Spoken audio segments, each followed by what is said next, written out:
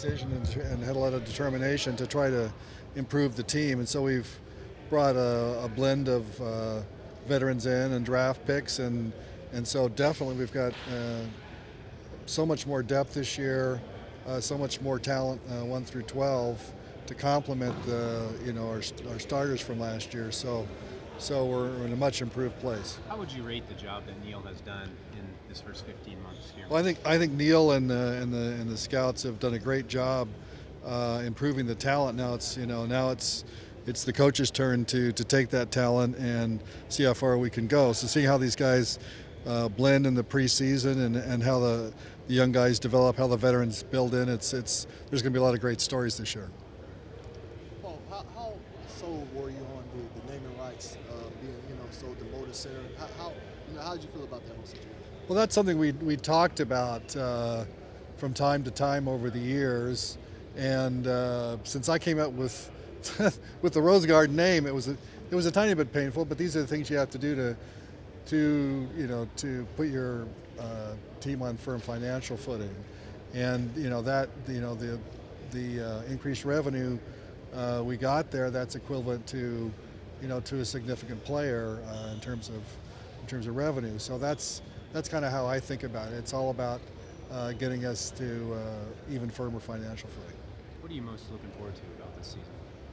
Oh no, just what I said. Just seeing all the new players blend in, seeing the defense improve, and of course I think it's going to translate into many more wins than we had last year. But I'm not going to try to predict how many.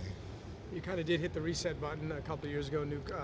New coach, new president, new GM. How do you feel the transition has gone? Has it gone the way you wanted it to?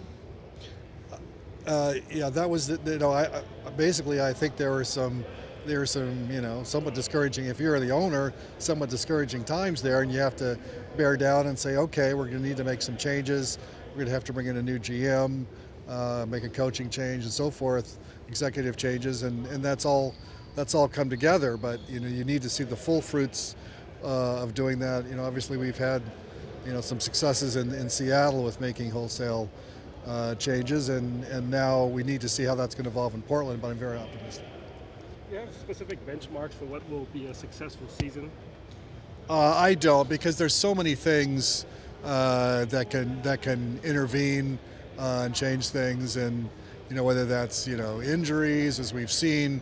We've just been plagued by injury problems. I hate to even bring it up, but things like that, and then you don't know how other teams are going to perform in your conference too. But I think we're going to be in the mix for a playoff spot. But other than that, I can't predict. You mentioned you don't want to spend into the luxury tax unless you're sort of in a contention window. Is that still your philosophy? Is there anything that can happen this season that could change that? Well, we've basically made the moves for this season. Free agents are all signed, or they're playing overseas, or they're with new teams. So, this is our team. Not to say something couldn't happen during the season, but I'm really not expecting it at this point. But things can always change and evolve. But so I don't think considerations about the luxury tax are something I'm thinking about. Between front office, coaches, roster, do you feel like things are as stable with the franchise as they've been in quite a while? Yes, I think we've turned the page, and we're in a new era here, and we've got some of our veterans like Nick and LA and Wes that joined us before, and obviously Damien's going to I think we all believe he's going to continue to grow, and then we've got new players like Darrell and Robin and Mo that have just tons of experience. So you blend that experience with the talent we already have, and draft picks like C.J. McCollum. I mean, it's going to be super interesting to see how the season evolves, and I hope the fans are as excited as I am. How excited are you about the Seahawks right now? 4-0 is just that's the first time it's ever happened. It's amazing. We have such a resilient team, and just special. It's special to be around them, and I'm just so happy for the fans, and then the players and the coaches in Seattle. Okay, thank you.